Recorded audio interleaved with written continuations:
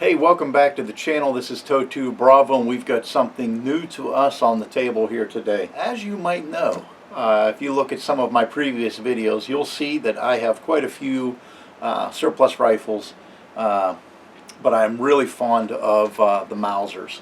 And what we have here in front of us today is another Mauser. This is a K98K Mod 98, a BYF dated 1944 K98. I was able to secure this rifle in a trade, so I'm very, very happy for that. I don't know the complete background of this rifle.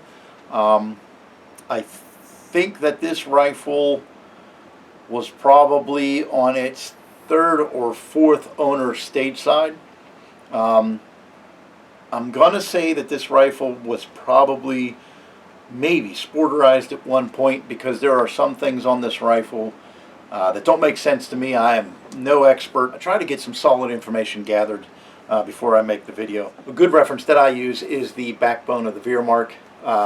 This book here is a fantastic reference book for K98s.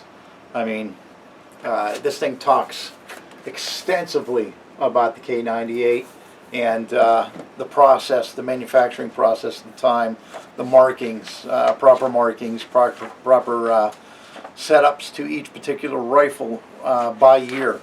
So just as a quick reference, if I go to 1944 in here, that would fall under the late years, 1944 to 1945. It says 1944, further measures to increase production, more stamp parts, and the introduction of phosphate finishes.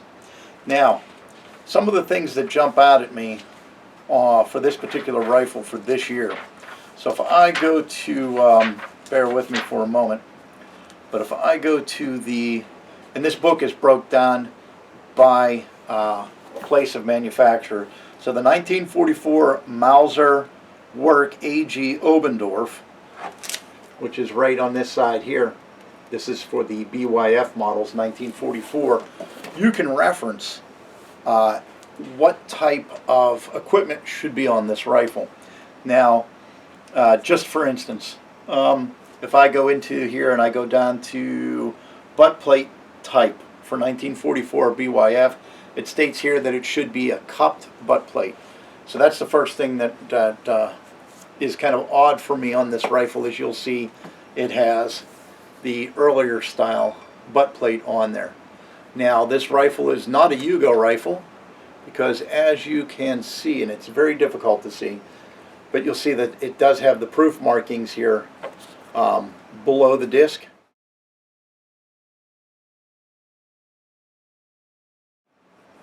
They're very light, difficult to see, but you can see the three proof markings. So this is an original German stock, but I don't think it belongs to this rifle unless this is some type of an exception. And I'm not saying that there isn't exceptions out there, but that's the first thing that drew some concern. So before we go any further with that, let's talk about what's matching and what's not. Let's set the book aside for a brief moment. So I'll insert some photos of the receiver and some of the other things that I talk about as we move forward. So the serial number for this particular rifle is 53529, and that's on the receiver here.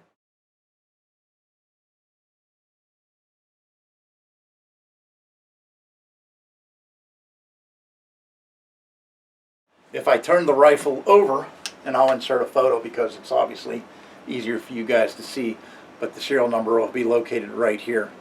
Now if I flip it over and look at the magazine, it is 53529.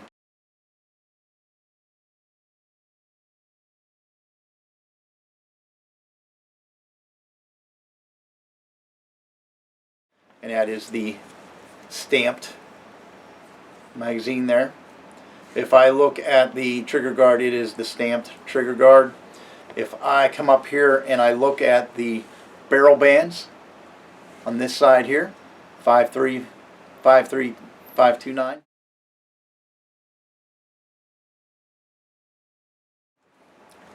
And 5329 on the front barrel band.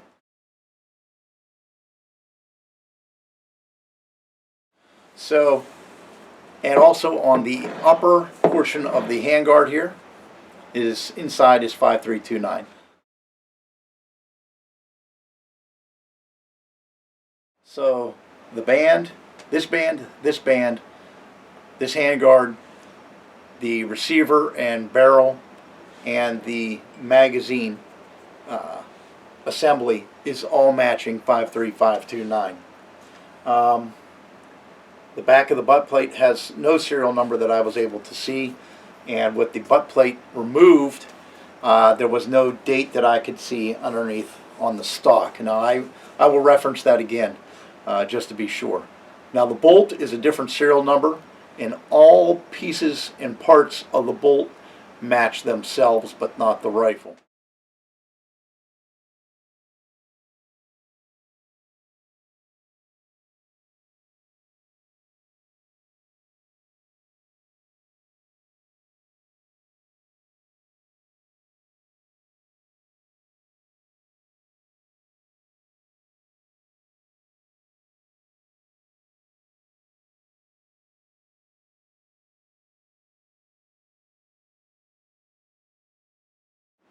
So I'll insert some photos of the bolt there.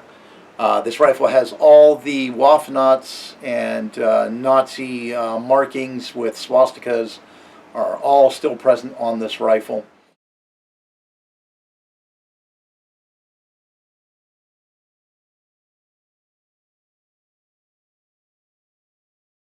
So I thought this was a very nice trade, even though the stock is in question and the bolt is non-matching to the rifle but matching all parts to itself.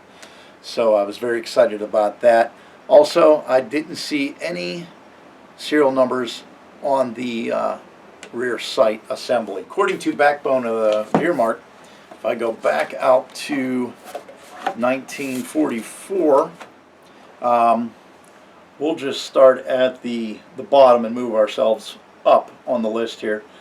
So the internal parts finished, but external parts semi-finished with evident milling marks. And we do have that on the barrel and some of the other parts.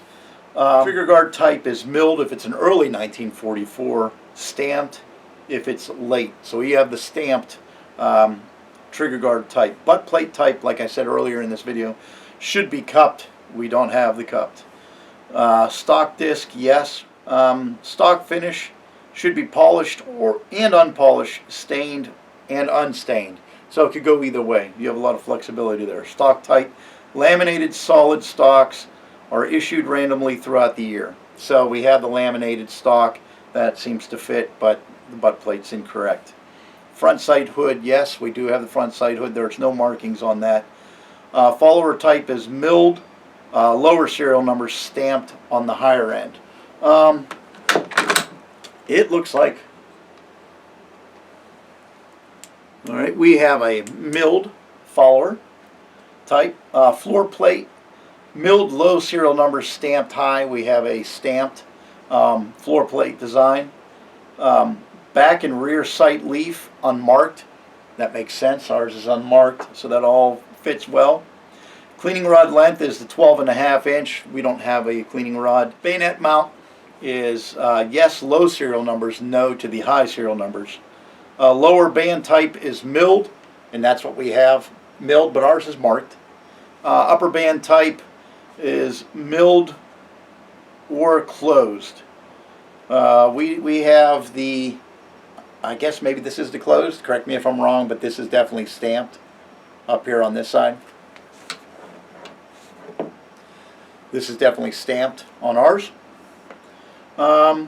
Acceptance stands, Waffen-Knots with Nazi style eagles. We have all of those present on ours. Proof firing FP Nazi style eagles. We have those. We'll insert photos on everything.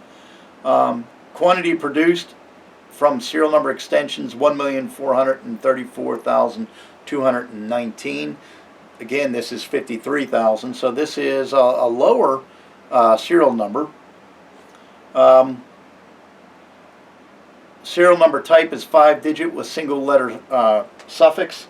We have, if I didn't mention it, the letter E suffix on ours. And then model designation location Mod 98 left side of receiver. We have that on ours. And then receiver date and location is a 44, which is on top of our receiver, and manufacturer location is BYF, and again that's up there. So this book is really fantastic as far as breaking down what should be here and what shouldn't be here. So that really brings our stock into question. Now, there are other markings. There's an other markings category in this book where we could go down and do just an entire breakdown of where other markings should be. For instance, on the barrel there should be an FP marking. Receiver left should be FP and the serial number. Receiver top should have the Waffenot with the 135, and then it breaks down all the other locations where there should be inspection marks with the 135. Rear sight base, no markings. Rear sight leaf could or couldn't have serial number. Rear sight guide, nothing. Rear sight slide, nothing. And etc. and etc. The upper band, lower band should have serial number. Front sight base says it should have a Nazi eagle. I don't even think I've looked at the base. The bayonet mount should have a 221. I did not even break down the bayonet mount. Those are things that I probably need to look at. And the butt plate should have something, but again, it's not the correct butt plate. So again, the backbone of the Wehrmacht. It's an expensive book, but it's, if you're into these type of rifles, the German rifles, it's definitely worth having. So we'll do a drive-by here of this beautiful example of a K98K with all of its markings present. Just a gorgeous warhorse. Just go from the front side there, just do kind of a side look, and we'll breeze by. But just such a gorgeous rifle. I really have a thing for these German rifles. They're expensive. They're hard to come by, and especially in an unmolested state, and to get the majority of numbers matching, I think that's pretty impressive. So this is our second one in our collection. I'm probably going to pull the other one out and do a little more detailed explanation of its bits and pieces. But like I said, this stock just doesn't seem to go with this particular rifle, unless somebody out there can tell me there was exceptions to the rule, and maybe some of these were rolled in the early years, maybe at the front end. Again, this is a 53,000 serial number, but you know, what does that mean in the scheme of things? I'm not sure. The serial number inside the rifle is very difficult to read down here in the lower portion of it when the receiver's off. So I really wasn't able to make out the numbers, but it doesn't look like it matches. But I'm very excited and happy for the things that do match on this. It would be cool to be able to find the bolt that goes to this, and that's in most cases that would probably be pretty unrealistic. But I will tell you that the gentleman that I got this off of through trade had another one. He's close to the individual that has the other rifle, the sister rifle to this one. Maybe perhaps at some point while both of these rifles were in his possession, maybe the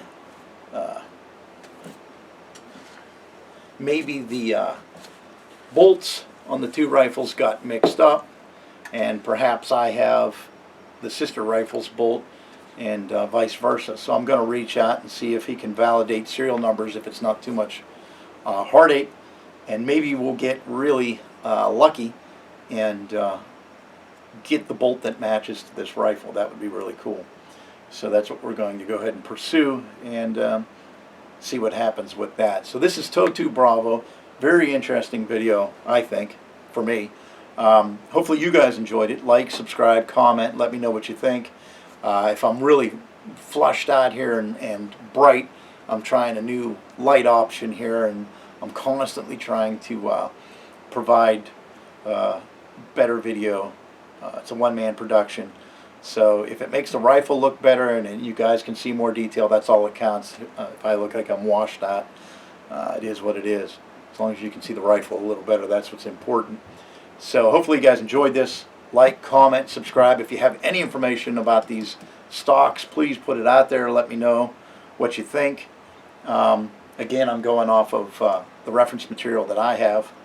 But that's enough yapping. The next step, get this out to the 50-yard range, shoot it, see how it shoots, see how it groups, make any adjustments to that front sight post that we need to make. Then the next step, we'll get it out to the 100-yard range, and maybe at some point, once we get all that squared away, we'll do a shoot-off between the two German K98Ks that I have in my possession. Both are 1944 BYFs. It would be cool to find something else, but hey, I'm extremely happy to have both of those in my collection. So this is Toto 2 Bravo. Thank you for watching. Till I see you out at the range again.